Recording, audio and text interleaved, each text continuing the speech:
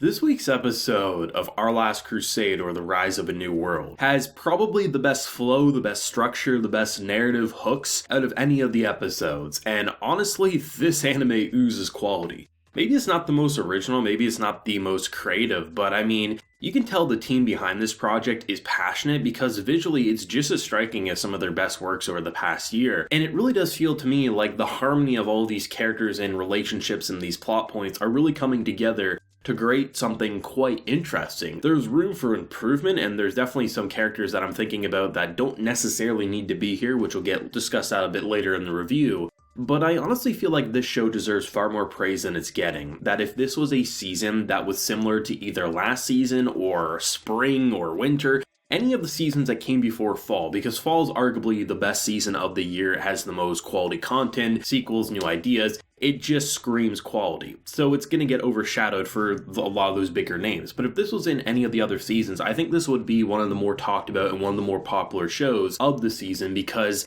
it really doesn't do anything all that wrong. It may do things that are familiar, but I wouldn't argue it does anything overly wrong. Also has a lot of the traits and tropes that the fandoms generally like in the anime community. It honestly just feels like because of the season it's in, it's getting overshadowed, and most people kind of took a look at the first episode and said, oh, I'm watching all these shows that are a lot more original right off the get-go, so I'm not going to keep up with it. I feel like that's what happened. I loved it from episode 1, and I know I'm in the minority for how much I enjoy this show, but it really feels to me like with this episode, it really is getting onto the right track, and I've enjoyed it up until now, so it's not like I had to watch these episodes to get to this point where I'm like, okay, I'm sold. I've enjoyed it up until now, but the toning down of the comedic scenes and keeping it a lot more serious, yes, it was a very action-heavy episode, but action-heavy episodes don't need to be a bad thing. It doesn't mean you're only interested because there's a lot of flashy magics and guns and things like that. No, it's more or less the stakes and all the characters' motivations and the different sides really clashing towards this war where the two top soldiers are once again really trying to find a way for peace, but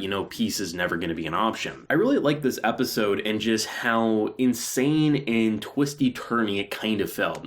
Last week I made a reference to Crisis, the video game, and I'm glad one person understood the reference because this general, he's literally wearing a Crisis suit and I love it. This dude turns invisible. His speed, his strength, his mobility, everything about him is more enhanced. I mean, he's literally catching Alice's swords and throwing it right back at her and actually dealing damage to both her and Rim. This is insanity to me.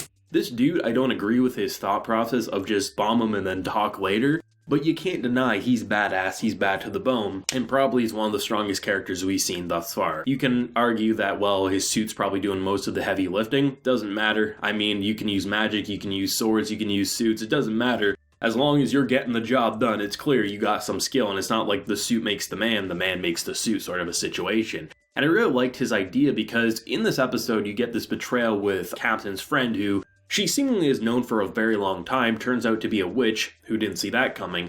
But it was really interesting because it kind of felt toxic in a lot of ways, as if it was such a long con game. And someone like the captain who's very innocent and childlike, it's hell on earth. And to see this man come in and he takes him out without much struggle. Personally, I thought if they were going to play with the tropes like they have been, we would have, our boys Jin, we would have Isuka, things like that. They would go on this rescue mission. And that's what would happen. And what they ended up doing was that technically does happen, but before that, we have this man come in and just slaughter pretty much all of them. And because of the team stopping him from throwing a blade through both of them to take him out, because he used the mission more importantly than just a single soldier, because that's disposable. These witches can do a lot more harm, so more than one person will end up dead, so it makes more sense to have a sacrifice and give you a Medal of Honor for your death. I really like how they did this really interesting portrayal of showing you the different sides of the war and how Isuka probably is never going to get back to the status he once had.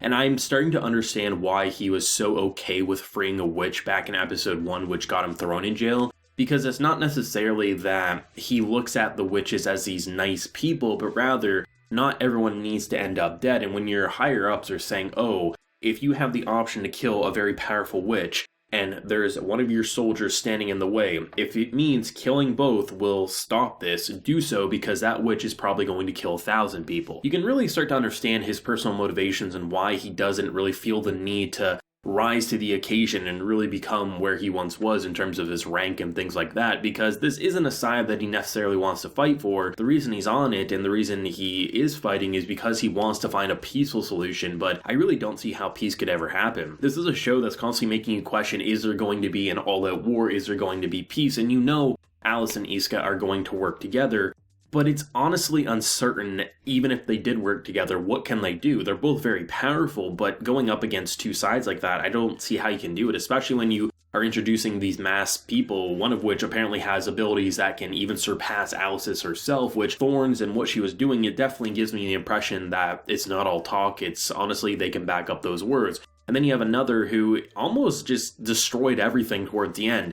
It just feels like with the chain of command on Isuka's side and these masked figures and the mother on Alice's side, all-out war has to happen. And because both want peace, I don't see them taking blood onto their hands in order to get there, but then again, you never know if they could. Honestly, the plot and the actual substance towards the story, it's there. It's actually quite interesting when you really break it down. It's very easy to focus on character banter and certain elements surrounding it and say, oh, it's, just cliches, it's these cardboard cutouts here and there, and some of that is true. But when you really look at Alice and Isuka's relationship and just what's surrounding them, it honestly does become something quite interesting in this very heavy military drama story where you don't know where it could go. And that's a good sign, because usually in a show that does have as many typical elements as this, it would be pretty easy to accurately predict, even at episode like 3, where the show would eventually end 20 light novels down the line. But I don't think you can easily do that. You can say, oh, maybe they'll go Romeo and Juliet, they'll both end up dead. Oh, they're obviously both going to stop the war because they fall in love with each other and that's just how it's going to go. But honestly, I don't think you can predict it. I think if you do, it's wild speculation, because as of right now, with what they've laid out, anything is possible, and that's a really fun feeling. I've been thinking about what would help the show in the long run, and I've been thinking about it, and I don't know if anyone's going to agree with me. I do like the characters across the board, but I feel like this is a show with the type of story that it's telling would actually benefit if it had less characters. The characters who I think are extremely fascinating are obviously Alice and Isuka, both of which are incredible. I think their dynamic and their banter is cute, it's adorable, it's serious, it has a lot going for it, and they're the stars of the show. Her maid Rin, I think, is incredible. I think she has this very interesting perspective that she wants what's best for her, but also sees that sometimes she has to let her do her own thing and make her own mistakes. I don't think she should be removed. She's amazing. Jin, honestly, the right-hand man for Isuka. I think he's great. I firmly believe he should have been captain instead. I feel like he has every qualification. But honestly, when it comes to Mismas, and then we also have Nene, I don't know if they offer anything that needs to be in this story. Nene's a bit better. I do feel like she is a person, she does have a character. I think her role would have been better suited somewhere outside of his group. It was just cut down in half. Each side had two that we're focusing on. Just imagine the situation with the captain in this episode. If Jin was the one who got captured instead of our current captain, I think it would have been a lot less like, oh, here's a cliche funny moment, she's trying to say something that's like, oh, I know you, and then she gets knocked out. Imagine if it was Jin instead, he'd be like, hey, aren't you? And then it wouldn't have that like silliness, it would be that serious because he's a serious character.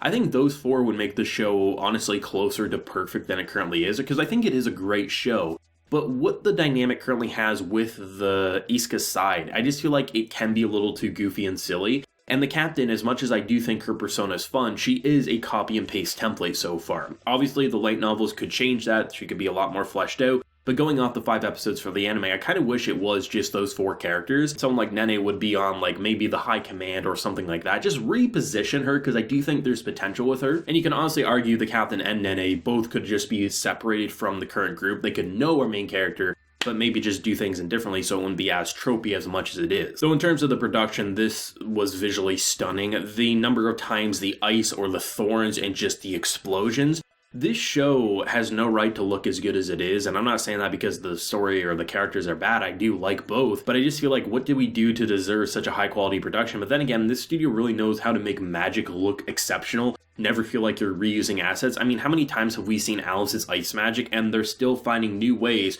to direct it to feel distinct and unique than the last time we witnessed it. The show is just really fun to me. I really think the story is heading into great territory. I know it's going to be an underdog of the season, not many people are going to watch it, and those who do may not like it as much as me, but even though I do have some issues with some of the characters, I still feel like overall it's a show that entertains me. As soon as it starts and as soon as it ends, I want the next episode, and that's all you can really want out of watching anime any season. Let me know your thoughts and feelings down below. What did you think of this episode, and where do you think it's going to go after the whole vortex scene and just the idea of them being separated once again. If you enjoyed the video, be sure to leave a like to show your support and hit that subscribe button if you have been new around here. So until next time everyone, please take care and have a good one.